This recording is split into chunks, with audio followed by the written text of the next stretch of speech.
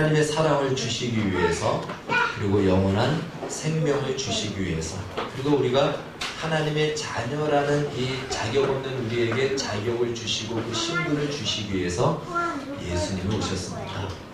그런데 이 모든 것을 가능하게 하기 위해서 예수님께서 자기의 몸을, 자기의 목숨을 내어 주셨습니다.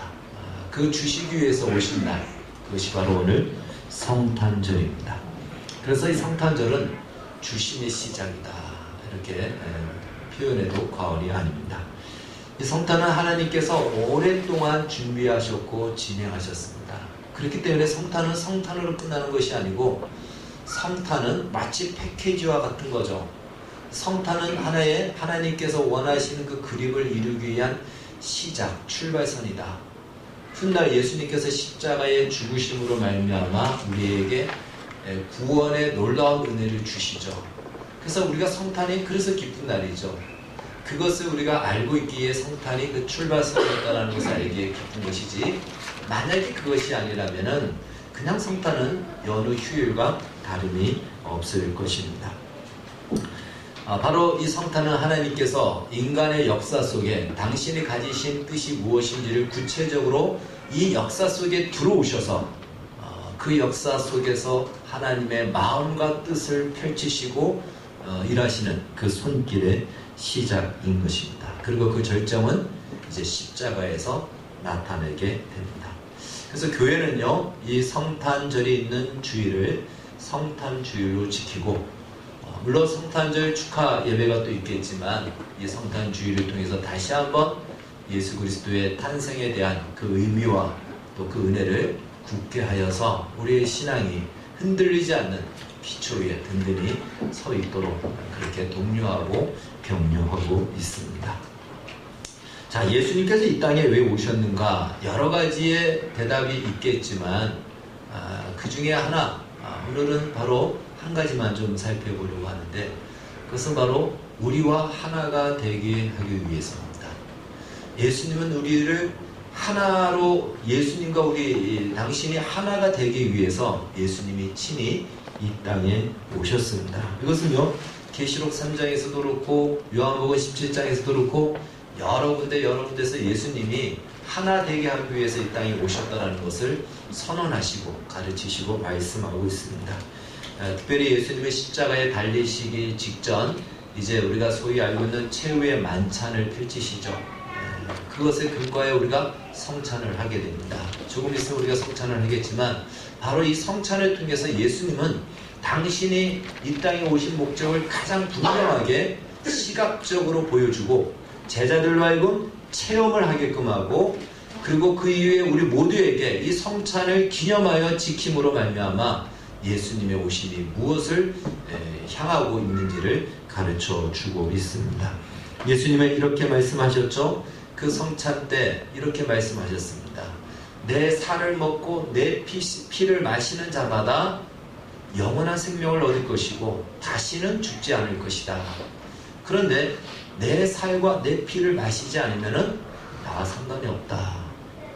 그래서 우리가 예수를 믿는다라는 것은요, 바로 예수님의 피와 예수님의 살을 먹는다라는 것입니다.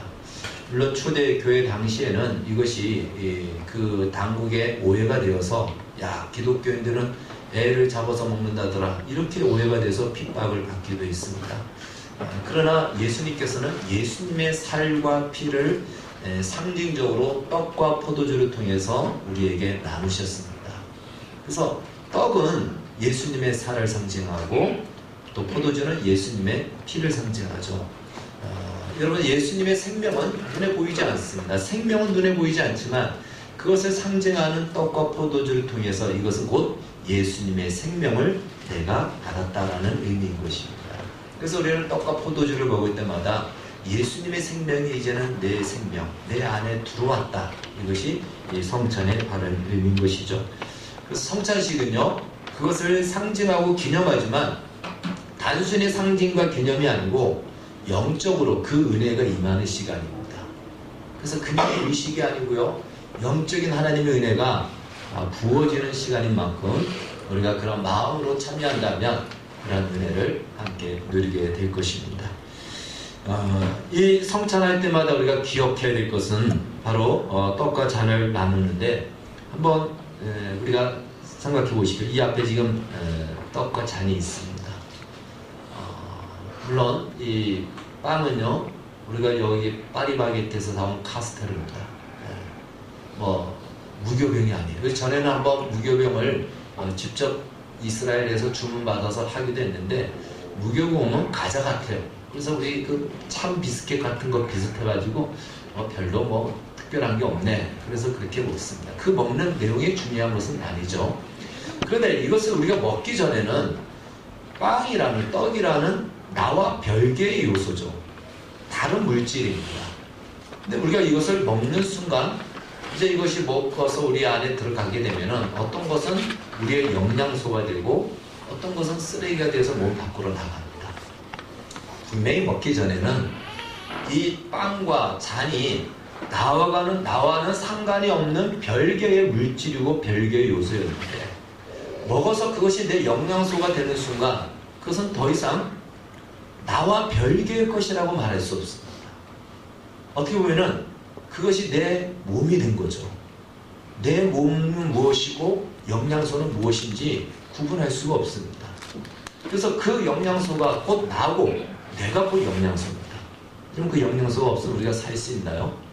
살 수 없죠. 성찬은 그것을 말하는 겁니다. 예수님과 우리가 하나가 되는 것은 바로 그것입니다.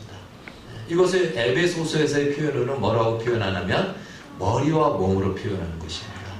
머리와 몸은 분명히 다른 것이지만 그러나 하나입니다. 이건 너무나도 신비롭죠. 성찬이 그걸 얘기하는 거죠. 바로 예수님께서 이렇게 하나가 되게 하기 위해서 이 땅에 오신 날, 이것이 바로 성탄이라는 것입니다. 그래서 우리는 성탄과 이 성찬을 통해서 예수님이 왜 오셨는가, 우리를 예수님과 하나 되게 하기 위해서 오셨다는 이 사실을 우리의 신앙의 기초로 굳건히 잡아야 되는 것입니다. 더 이상 예수님과 우리는 분리될 수 없다. 내가 있는 곳에는 항상 예수님이 계시고 예수님이 있는 곳에는 항상 나도 있다는 것입니다. 굉장히 충격적이고 놀라운 은혜인 것입니다. 그러니까 내가 죽으면 예수님도 죽고 내가 살면 예수님도 사는데 문제는 우리는 죽을 수 있지만 예수님이 죽지 않기 때문에 우리도 죽지 않게 된 것입니다. 그래서 우리도 영원한 생명으로 영원히 살게 된 것입니다. 자, 이것이 바로 예수님과 우리가 한 운명 공동체가 되었고 하나가 되었다는 것이고, 그리고 이것이 우리가 구원받았다는 의미이고요, 하나님의 백성이 되었다는 뜻입니다. 자, 이렇게 예수님과 하나가 되었다면 이제부터 그러면 우리는 어떻게 살아야 되느냐, 이 삶에 대해서 가르치는 것이 성경에 많은 경우 서신서에서 가르쳐 줍니다. 이렇게 예수님과 하나의 몸이 되었고 하나가 된 것을 성경적으로는 새로운 피조물이다. 따라해 봅시다. 새로운 피조물. 새로운 피조물이다라고 성경은 이야기를 하고 있습니다. 여러분, 새로운 피조물이 되었기 때문에 우리는 새로운 삶의 방식을 갖고 살아야 됩니다. 그러면 예수님과 우리가 섞여서 둘이 아닌 하나가 됐단 말이에요. 그러면 분명히 어떤 특징이 나타나야 되는데 나라는 존재도 분명히 있으면서 새로운 특징과 새로운 어떤 삶의 방식을 살아가야 되는데, 이렇게 한번 생각을 해봤습니다. 부부가 결혼할 때 저도 그랬어요. 제가 눈이 좀 작아서 아내가 될 사람은 눈이 좀 크게 해주세요. 그리고 그런 사람을 만나게 해주세요. 저 기도 제목이었습니다. 그게 제가 5가지 기도 제목이었는데 그 중에 5가지 기도 제목 중에 하나였습니다. 그래서 어찌됐든 저희 사모를 만나서 눈이 컸습니다. 네. 눈이 크다고 무조건 오케이 한 건 아닙니다. 네. 눈 큰 여자 그전에도 만났습니다. 그러나 아니었습니다. 그래서 눈이 그러면 중간 정도는 돼서 우리 2세가 나오겠지, 이렇게 생각을 했는데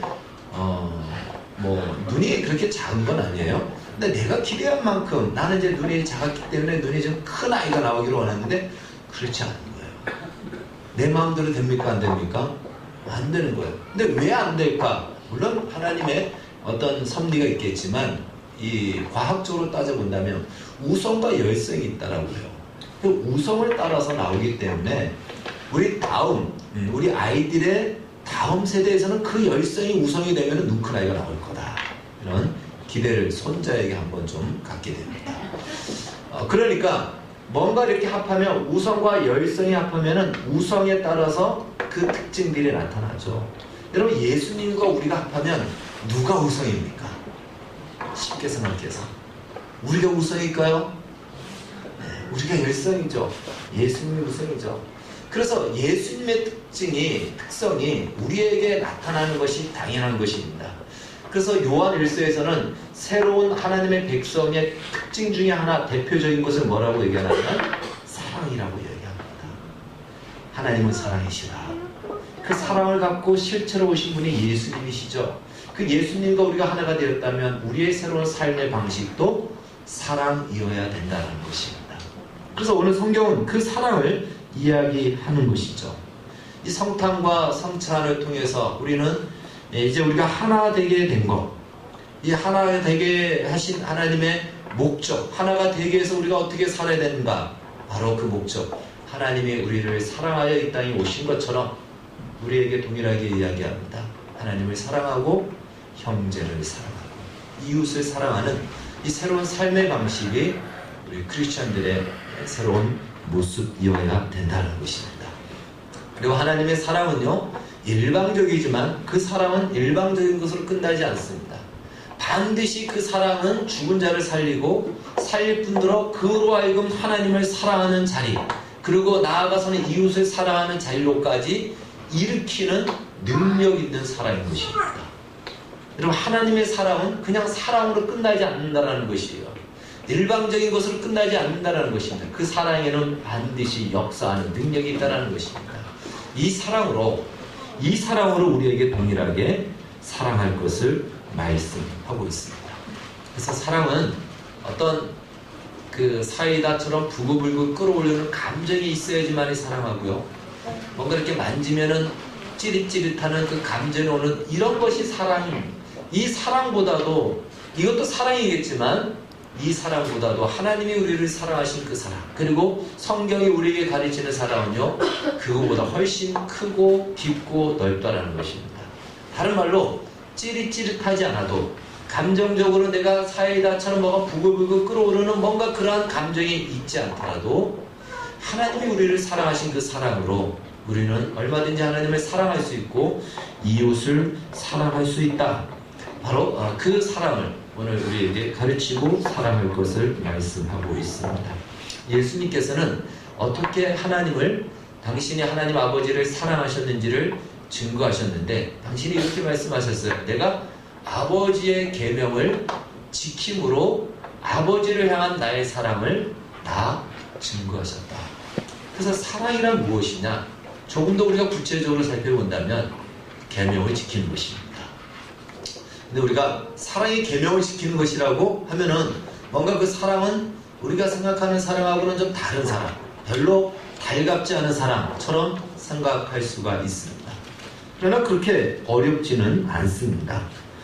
여러분, 지금은 안 그러겠지만 우리 부부 되신 분들 연애할 때 사랑하는 사람이 요구하면 그 들어주는 것이 고역입니까? 기쁨입니까? 기쁨이죠. 우리 주영 경제님은 지금도 그걸 기쁨으로 여기고 있습니다. 아멘. 우리 이창원 지사는 어떻습니까?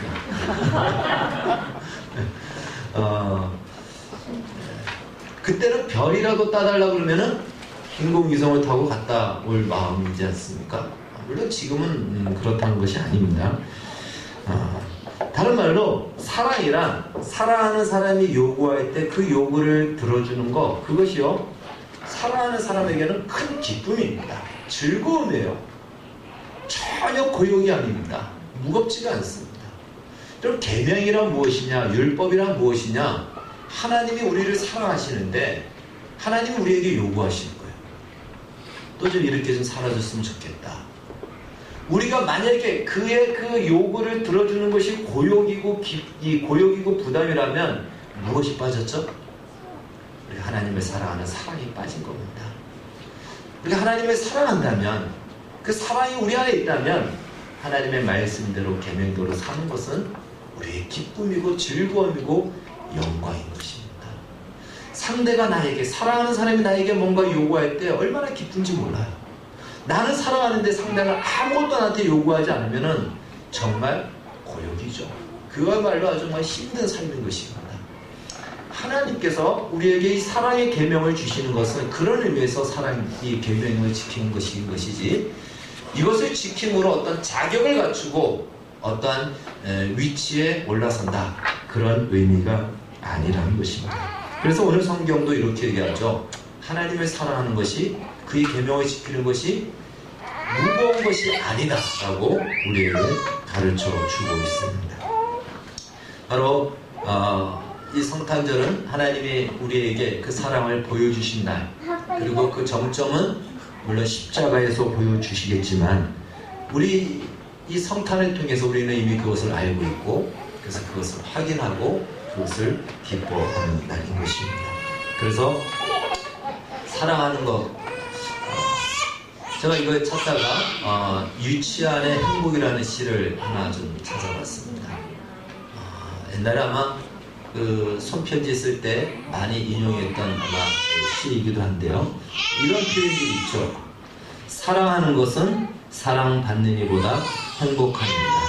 오늘도 나는 에메랄드빛 하늘이 환히 내다보는 우체국 창문 앞에 와서 너에게 편지를 쓴다.